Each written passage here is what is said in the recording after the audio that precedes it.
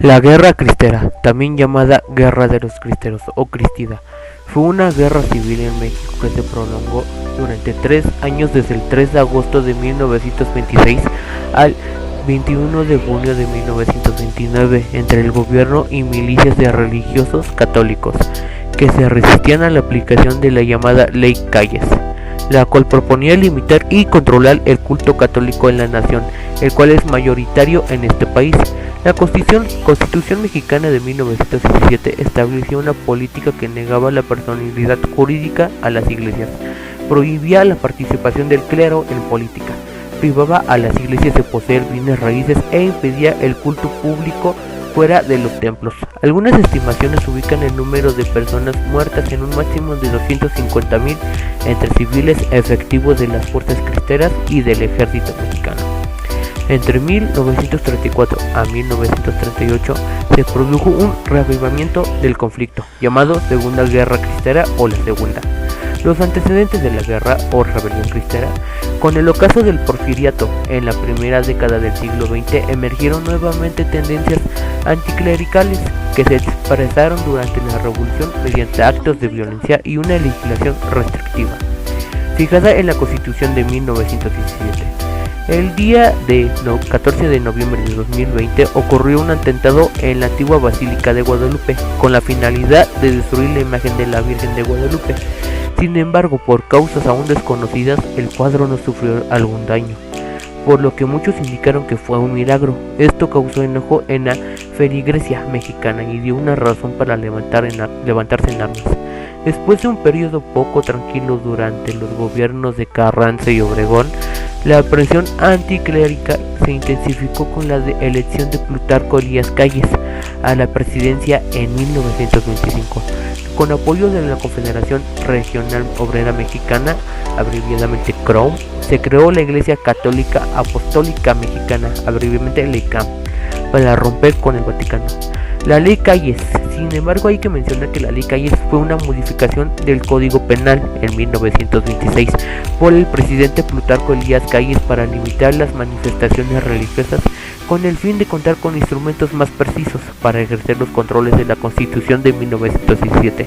Estableció en el artículo 130 como parte del modelo de sujeción de las iglesias al Estado. Estos instrumentos buscaban limitar o suprimir la participación de las iglesias en general en la vida pública, pero dadas algunas características de la legislación, en algunos estados se llegaron a establecer leyes que obligaban a que los ministros de culto fueran personas casadas y se prohibían la existencia de comunidades religiosas, además de limitar el culto religioso únicamente a las iglesias, así como prohibir el uso de hábitos fuera de los recintos religiosos. La ley reglamentaria del 130 constitucional facultaba, siguiendo el dictado de la Constitución, a los gobernadores de los estados de la República a imponer cuotas y requisitos especiales a los ministros de culto. Tal fue el caso de los gobernadores más radicales como Tomás Garrido Canabal del estado de Tabasco, que decretó no más que iban incluso más lejos, pues obligaban a los ministros del culto a ser personas con estado civil de casados para poder oficiar en Chihuahua. Se pretendió forzar a la Iglesia Católica a operar con un número mínimo de presbíteros y en Tamaulipas se prohibió a oficiar a los sacerdotes extranjeros. Álvaro Obregón Salido fue un militar y político mexicano que se desempeñó como presidente desde el 1 de diciembre de 1920 hasta el 30 de noviembre de 1924. Fue destacada figura de la Revolución Mexicana, luchando del lado de Venustiano Carranza. Quedó huérfano y más tarde se convirtió en agricultor. Contrajo matrimonio en 1903 con María de Refugio Urrea, de quien tuvo 2 hijos, Humberto y María de Refugio. Sin embargo, su esposa falleció en 1907, mientras alumbraba gemelos que también murieron en el parto. Para fines de 1909, la efervescencia política del país lo llevó a enrolarse en las fuerzas de Francisco I. Madero, que combatían la general Porfirio Díaz, presidente de México, desde 1877.